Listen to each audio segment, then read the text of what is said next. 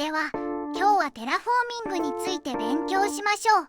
まず火星のテラフォーミングはよく話題になるけど、実は金星の方が向いてる説があるんですよ。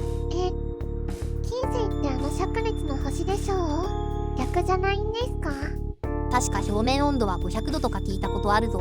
到底無理なんじゃ。いい質問ですね。確かに金星は分厚い二酸化炭素の大気と硫酸の雲に覆われてます。でも素材が豊富なんですよ。素材ってどういうことですか？テラフォーミングに必要な元素が火星より圧倒的に多いんです。窒素も酸素ももともと大量にあるから大気改造の土台になるでしょう。でも高温はどうするんだ？火星なら温度上げればいいけど、金星は下げないと。そこがポイント。宇宙に太陽光射平板を浮かべて日陰を作り、温度を下げる案があります。同時に大気中の二酸化炭素を合物化する技術も研究中です。重力の問題は、火星の重力は地球の3分の1だけど、金星の重力は地球の 0.9 倍。骨粗しょう症の問題が起きにくいです。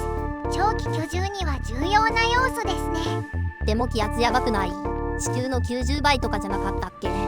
確かに現在の気圧は凄まじいですが、温度が下がれば二酸化炭素が液化して気圧も下がります。最終的には地球と同程度になる計算です。なるほど。大気を減らすんじゃなくて再利用する感じですか？その通り。アト軌道距離が地球に近いから太陽エネルギーも効率的に使えます。植物育成にも有利ですね。でも火星より時間かかりそう。金星の1日は116地球日だし、自転遅すぎない？そこは人工的に自転速度を調整する案も。巨大ミラーで太陽光をコントロールすれば昼夜サイクルも作れますよ。火星のテラフォーミングより可能性あるかも。でもやっぱりリスクも大きそう。もちろん技術的ハードルは高いです。でも長期的に見れば重力環境や資源量を考えると金星の方が持続可能性が高いと言われてるんですよ。僕たちが生きてる間に実現するかな？それはまだ先の話かもしれませんが、未来の人類のために研究が進んでるんですよ。今日はここまで。皆さんよく頑張りましたね。けどもし金星に生命が存在したら絶滅させることになるね。